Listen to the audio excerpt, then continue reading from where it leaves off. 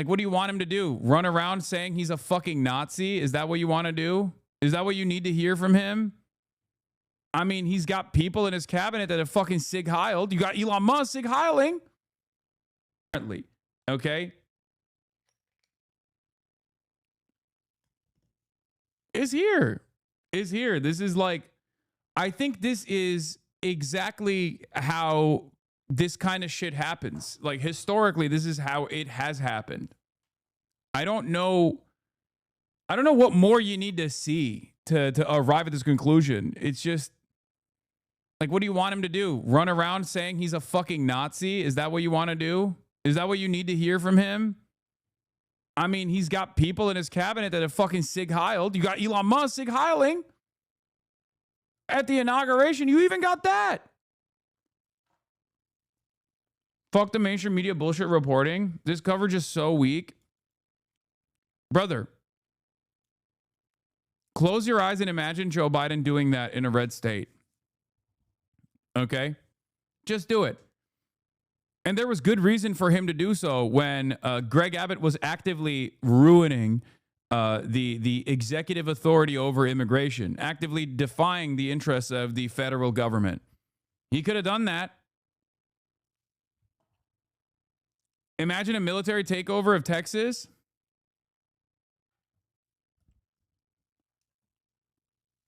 How would you react? They would have flipped out. I'm just like, this is not weak coverage. I don't know what you're talking about. Unless you're saying the media is not being aggressive enough in their commentary. Maybe that's what you're saying, and I didn't understand it.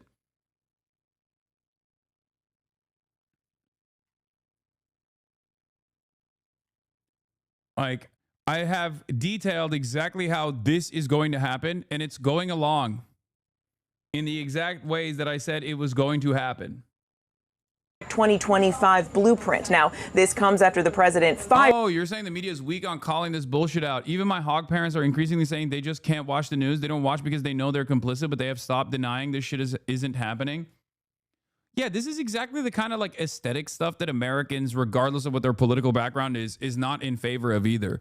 I think a lot of this stuff is being, I think a lot of this stuff that's doing, what? You're giving 2019 voice today? Maybe. I think a lot of what's going on is happening specifically for like extremely online aspects of the movement.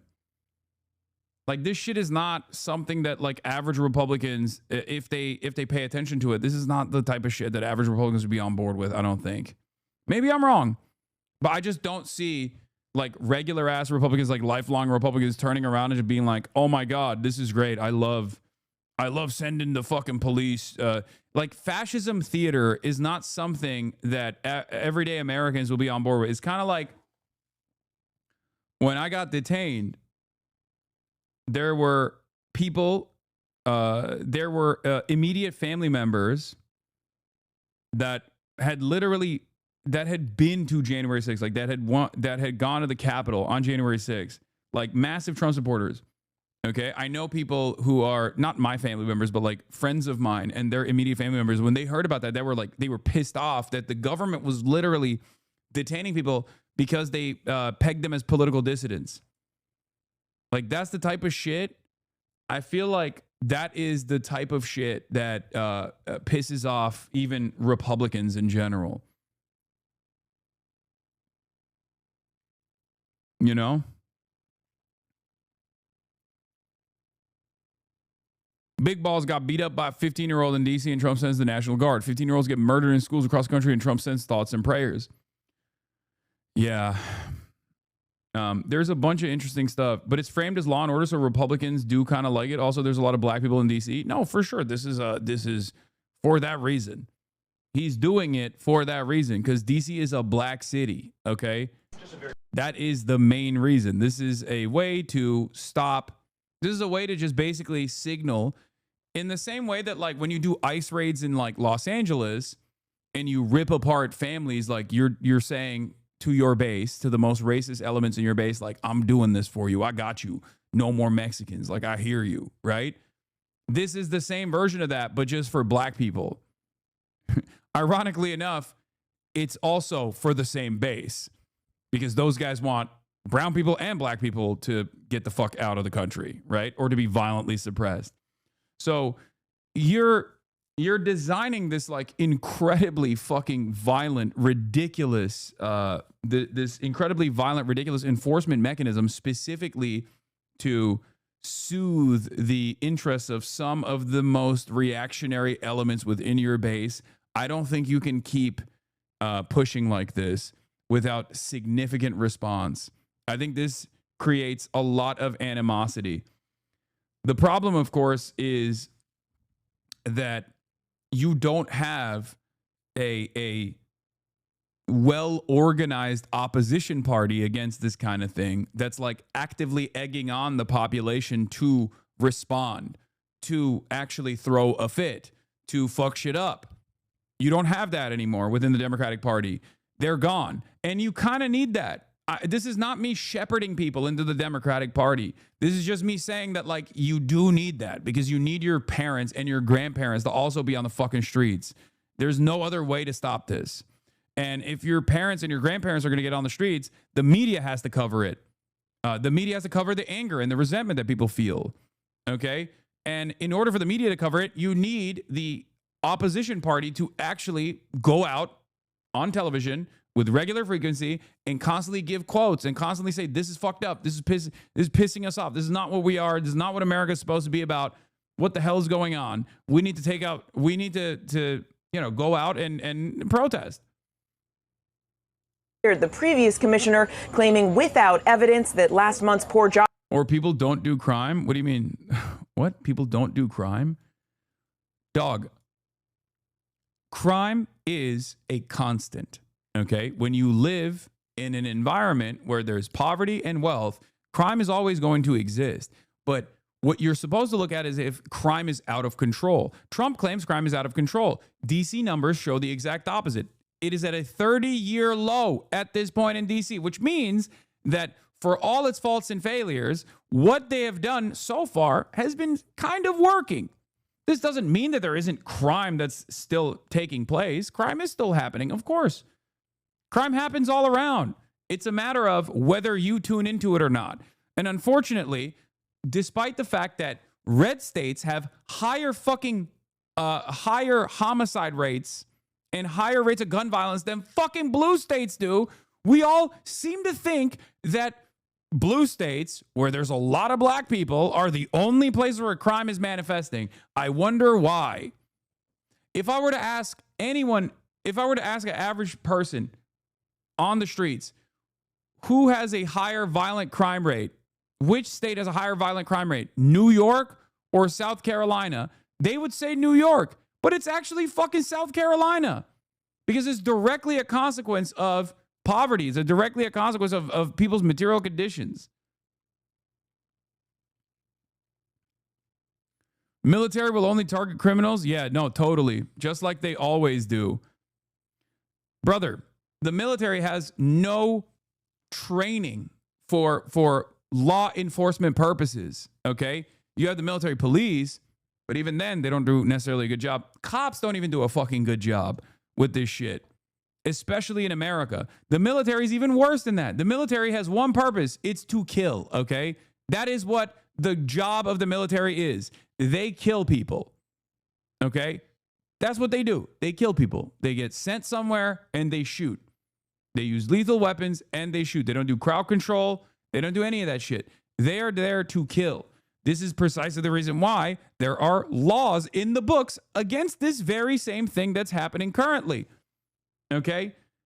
Now, DC, of course, is unique because it's not a fully fleshed out state. It's a District of Columbia. So obviously, for that reason, you can federalize. You can basically do a forcible takeover of the policing in DC. That's probably why this is the entry point for Donald Trump to test this process out. There's also, after the 48-hour takeover, you have to justify, like in the first 30 days, exactly why you need to control or federalize the policing in DC. And then after the 30 days are over, you have to go back to Congress and get congressional approval to continue extending the military occupation of the nation's capital. Now, there are also rules against this sort of thing, specifically designed so that, you know, you don't have some fucking random psychopathic fascist fucking leader decide single-handedly that he's just going to use the military as a mechanism of law enforcement on domestic soil. Like that's the whole point of this is that you're not supposed to do this. Has it been stated where the National Guardsmen are coming from that are being deployed to D.C.? It's Southern troops that are being sent to D.C. I'm not sure. I don't know where they're coming from. Bob's report was manipulated to make him look bad. Michael. Well, you know, numbers don't lie, Mary. That's what they say. Yeah, crime is always relative. Is crime bad? Yeah. Is it particularly bad more than usual? No. Has it ever been better than it is now? Also no. Crime rates in the U.S. fell off a cliff in the 90s and never went back. But people still have an understanding of crime based on memories of the 1970s, especially among those who are the children of white flight. There's also a different assessment of crime. What we actually perceive as crime is entirely different than what is actually crime. Okay? We perceive homeless people, which is the most visible aspect of poverty, as crime. We see Target locking up, deodorant as a visible aspect of crime. Many of the things that we see as crime that we actually experience as like crime rates getting out of control are simply aspects of poverty. Okay? We associate visible aspects of poverty with crime. This doesn't mean that like there aren't criminals amongst the homeless population. Of course there are. But you don't make that assessment. You just see a homeless person and go, oh, ew, dirty, gross, crime. That's a criminal. He's going to come and yell at me. He's going to throw his poop at me. That's your immediate assessment when you see that. And then you walk around all day with that in the back of your head. You get in a fucking, you get in a subway car and you see a homeless person and in the subway car, you go, crime is out of control in the subways. Okay? Like that person might not be bothering anybody. Or even he might be loud and abrasive and experiencing a mental health episode, right? But even then, like our assessment of what is a crime, what is contributing to the crime rate is entirely out of whack. And the example I can give you is like if it wasn't a homeless person that was experiencing a mental health episode, but instead like, I don't know, a regular 9-to-5er in a fucking suit, you would treat that situation differently than you do with a homeless person. Okay? That's it. And you wouldn't immediately assume that this is like a criminal doing crimes. That's just kind of how it works. It is what it is.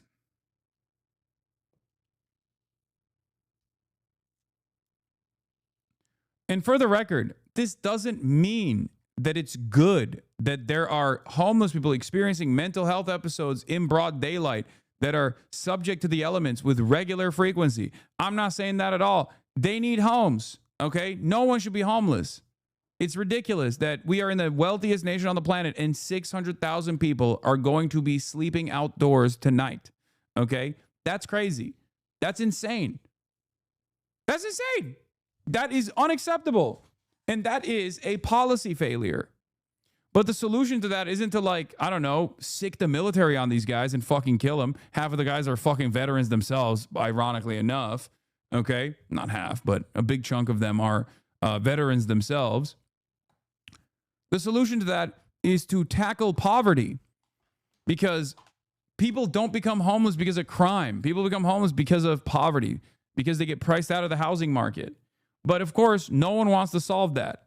No one wants to actually fix the problem. They just want to use the problem so they can do more fascism, so they can implement more mechanisms of violent control. And that's where we're at now. And there are still people that look at this system and go, nah, you don't understand. There's so much crime happening in DC, and now the military is going to go in and fucking kill everyone that annoys me. Okay, great. All right, thank you. President Trump announcing he is taking control of Washington, D.C. and the police and deploying the National Guard. I saw this piece earlier. It's very interesting. They're going to say a couple things here that trigger me to no fucking end, but unfortunately, that's the name of the game now. You're going to hear the Fox News host say, who cares about statistics? What actually matters is anecdotes, okay? Get ready, because obviously the data doesn't correspond to the narrative that these guys are fucking cultivating.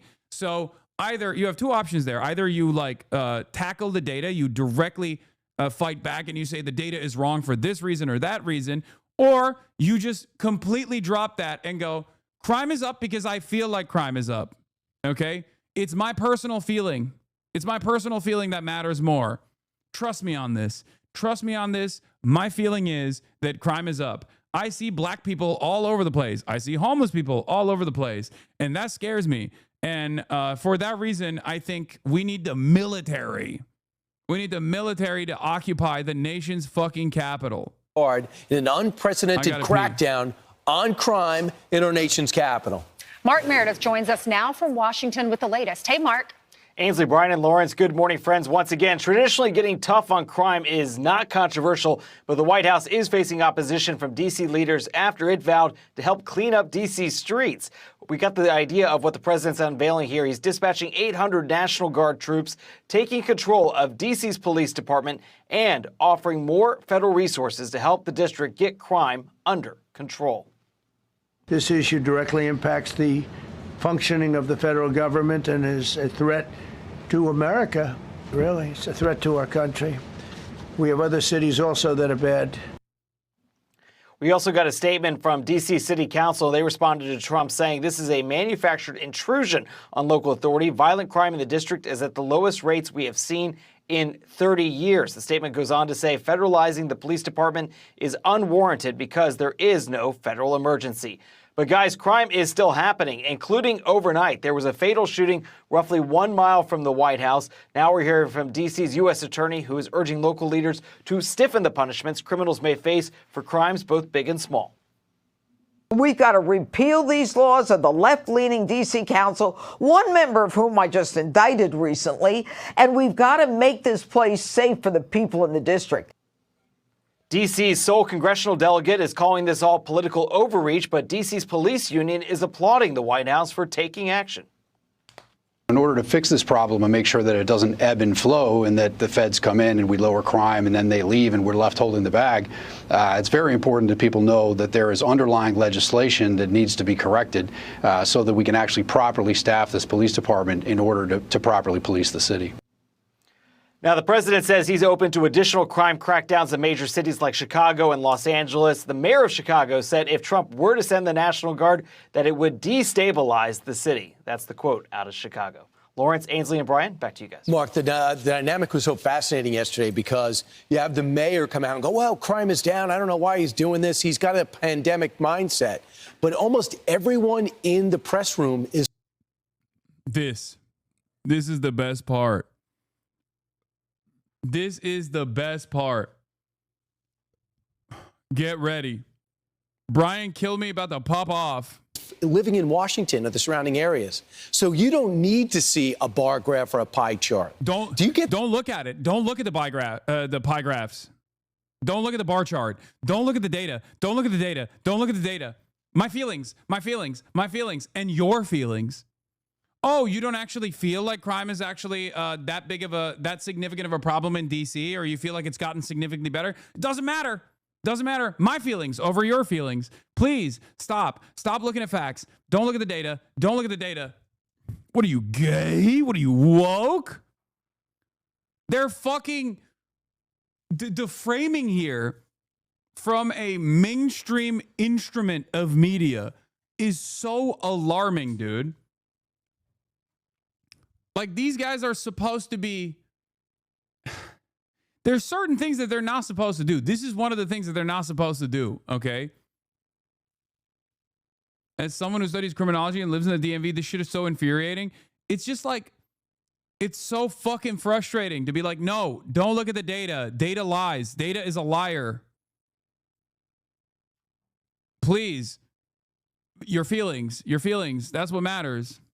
The sense that no matter your proclivity or what you thought of the president, the people in that room know there's a problem with crime in that city, regardless of what stat is out there?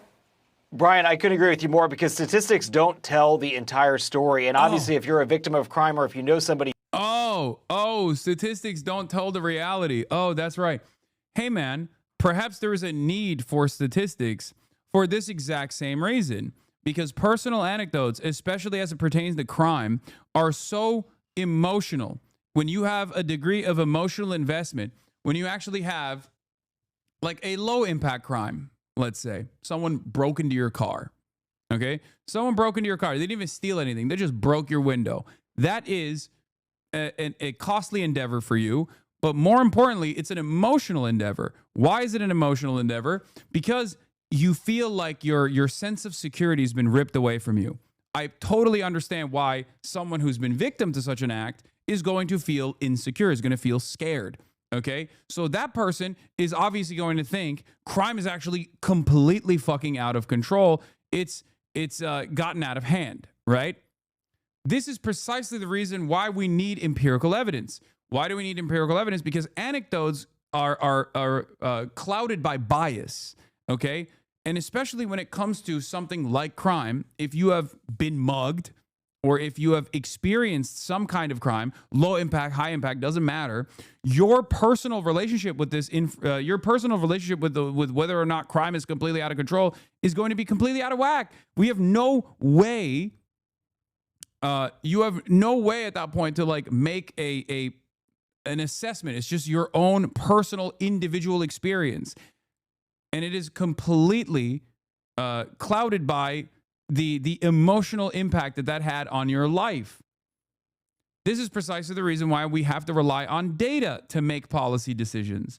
Because if we don't rely on data to make these policy decisions and we rely on like personal anecdotes, then we're fucking cooked. Then this kind of insane enforcement comes into mind as the only solution.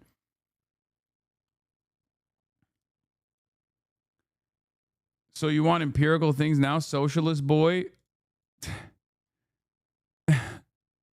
Yes.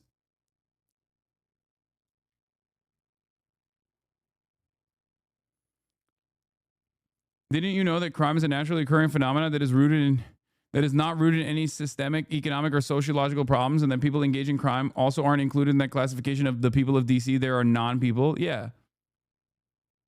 You seriously need to wake up to the reality. Yesterday, a crowd of perhaps 15 to 20 people in keffiyehs and watermelon t-shirts were on my street, and I walked past them. They saw my star and looked at me with intimidation. I felt outnumbered and sincerely wondered what would happen if it had escalated. Yeah, this is a great way to describe exactly what I'm talking about. Like in E. Fatlow's mind, okay, this was an anti-Semitic hate crime. Do you understand? But in the real world, that's not what happened at all. Do you understand? Nothing happened. She is recalling an incident that wasn't an incident at all. She just happened to exist around other people. Okay? So what are we supposed to do? What are we supposed to do? Are we supposed to legislate off of the paranoid delusions of people? Is that what we're supposed to do?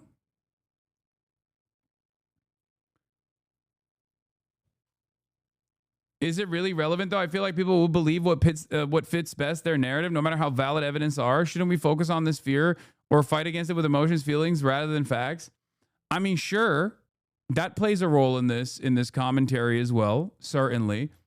But like first and foremost, I think it's important to address not only the actual facts, not only the reality, the facts, but also talk about why these guys have completely moved away and sidestepped the importance of like doing any sort of like real data analysis and simply are at the mercy of individual anecdotes, right?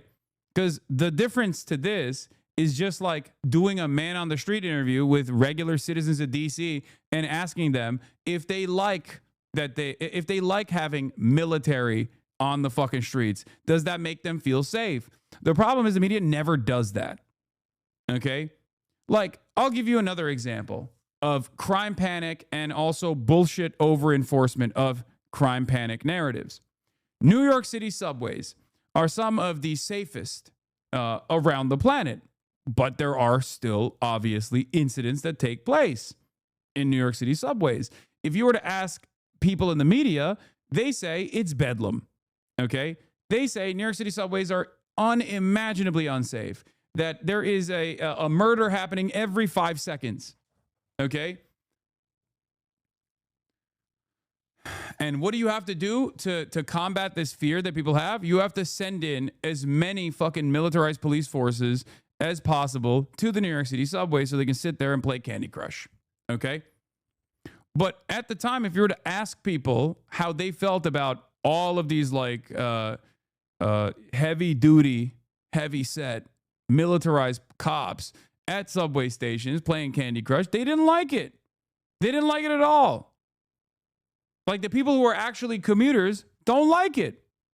But it doesn't fucking matter because you can frame you can frame it in an incredibly biased way. You can always find someone that says like, I feel much safer now that I know, Officer Hernandez playing Candy Crush on his phone is here collecting thousands of dollars in overtime. You know what I mean?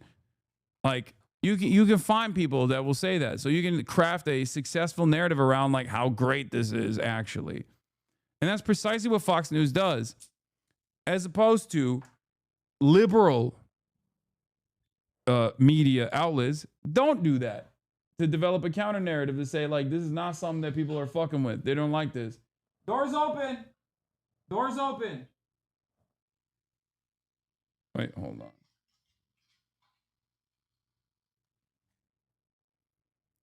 Feelings of unsafety is because guns are legal. That's the other thing. You know what? One of the craziest things that they're showing in DC, they're like, gun violence is up. Gun violence is much higher in DC than these other Of course, the hilarious side of this otherwise like somewhat scary story is that the inflection point for this military takeover of law enforcement duties in the nation's capital is that a dude by the name of fucking Big Balls got his ass beat by a 15-year-old teenage girl and a 15-year-old teenage boy. That is the reason why we are now having a fucking fascist military takeover of the nation's capital. What are we doing? I'm losing my fucking mind.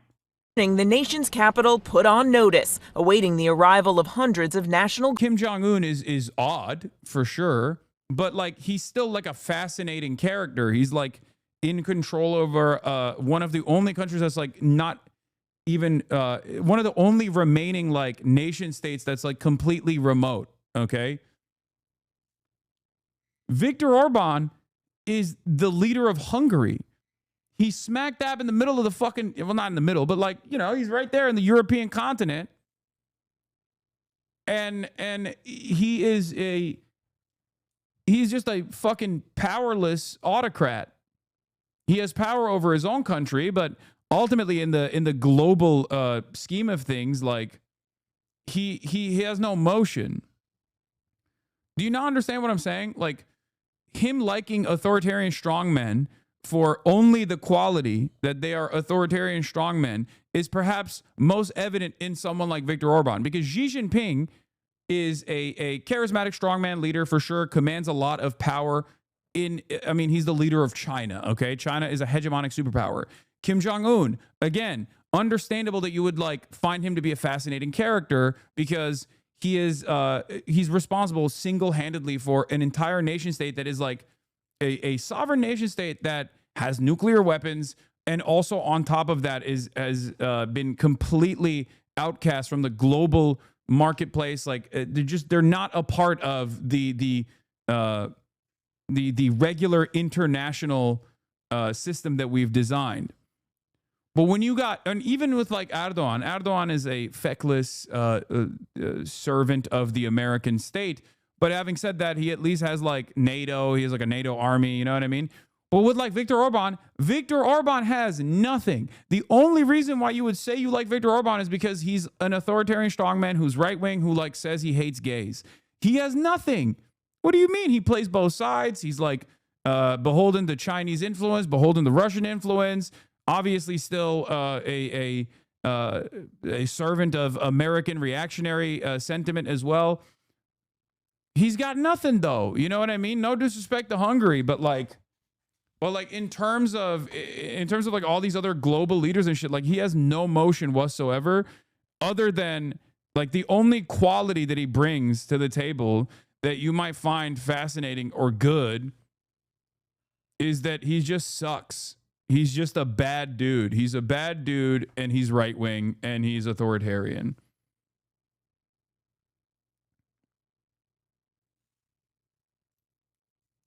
hella disrespect to Hungary. All disrespect to Hungary. I'm half Hungarian.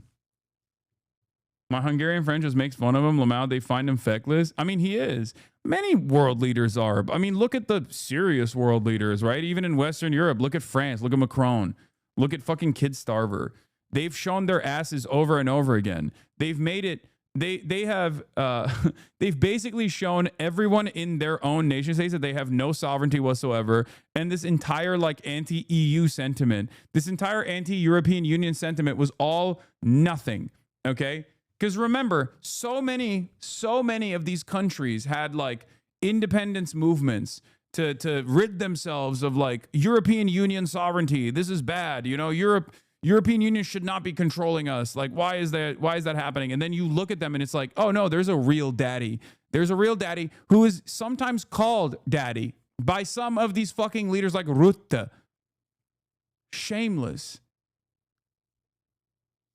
What happened? What happened to shame? You know what I mean? What happened to fucking shame? Y'all are supposed to be the countries that advanced Western civilization to the point that it got to. And now you're just like sitting around in charge of a bunch of vassal states demanding more taxable revenue from your fucking serfs so you can give it back to the real king, Donald Trump. It's crazy. It's really messed up.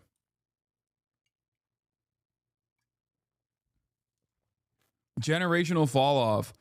It just makes me upset because like I can't do anything in America. I constantly yell about America and the ways in which we dominate the planet and how unfair it is for everybody else. So I just expect I don't know, European leaders to be able to like get their shit in order and to actively push back against American intervention of this sort, right? Like, I wish. You support China and Korea. You're a weirdo, buddy. And Kim Jong-un isn't a bad dude. Okay, buddy. Did I say anything of the sort? Did I say he is a good dude? No, you heard that. I said he is a fascinating character. So it's understandable that at least like in comparison to Viktor Orban, he's a more interesting character than Viktor Orban, given that he is in charge of fucking North Korea. That wasn't glazing Kim Jong-un, which I do with regular frequency. It just is just not one of those moments. I'm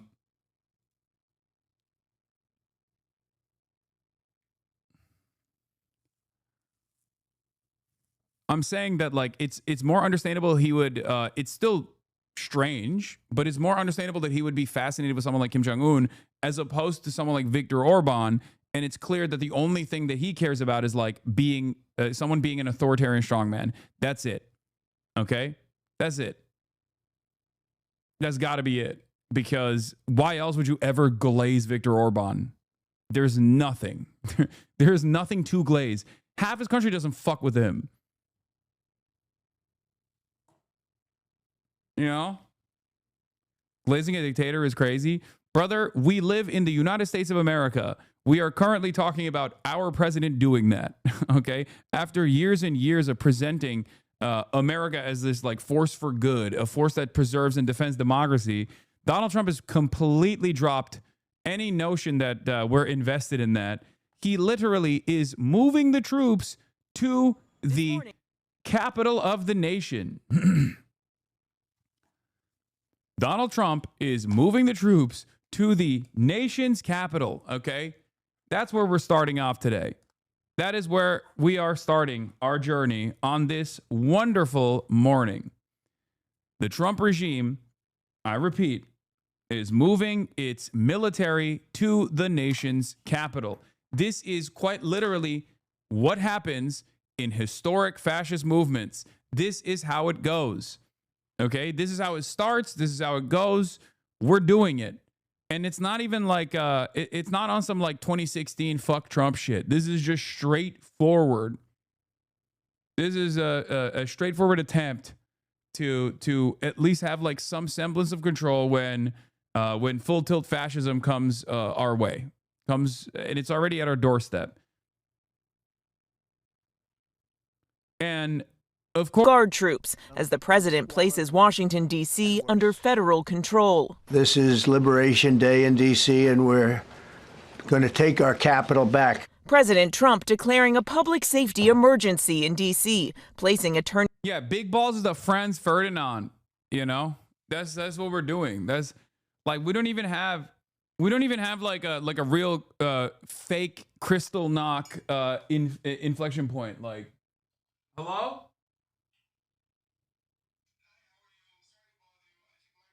Attorney General Pam Bondi in charge of the D.C. Metropolitan Police and activating some 800 National Guard troops, the first time the National Guard has been deployed to D.C. since after the 2021 attack on the Capitol. Overnight, the Secretary of Defense saying they'll be ready to act. They're going to be proactive. If you take an action or a shot at them, there will be a consequence. We're not going to have National Guards just sitting there like this, seeing a crime committed and not do something about it. The Guard is being deployed to assist with law enforcement activities. Guardsmen always have weapons available, according to a U.S. official, but whether they will be armed for these duties is up to their commander.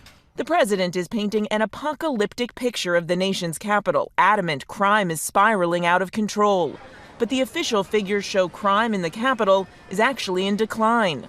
Violent crime recently hitting a 30-year low, down 26% since last year. Burglary down 19%. Murder down 12%. When we think of emergencies, it usually involves surges in crime. Mayor Muriel Bowser acknowledges there's little she can do. D.C. is not a state, and the president has the authority to take over the city's police department. And while this action today is unsettling and unprecedented, I can't say that given some of the rhetoric of the past, that we're totally surprised. Trump, eager to show he's tough on crime, has shown a willingness to use military force in major cities. Earlier this summer, sending 4,000 National Guard troops and 700 Marines to quell immigration protests in Los Angeles. Now he's warning other cities, saying if this model works in Washington, he may use it to fight crime in places like Chicago, Baltimore, and Oakland, all notably Democratic-led cities. We're not going to lose our cities over this, and this will go further. Guard troops, we're told, will be in position in the coming week. Now, it's not clear how long they will stay on the streets of D.C., but the president has said he's willing to go even further and bring in additional military forces if needed. Michael. Yeah, that would have helped on January 6th, Mary. And, you know, another headline this morning, the president naming a new top official in charge of the jobs report after he fired the last one. Yeah, the president announcing a new commissioner for the Bureau of Labor Statistics, E.J. Antony of the Conservative Heritage Foundation. He has criticized the Bureau in the past and questioned its data. He also contributed to the Conservative Project. I mean, massaging the numbers, deploying troops to the fucking nation's capital, black bagging people from the streets, and then when there's any sort of inevitable resistance against that sort of thing, utilizing the military to violently squash attempts to stop that sort of thing from happening. It's here. We have concentration camps. We have concentration camps. We have concentration camps in this country.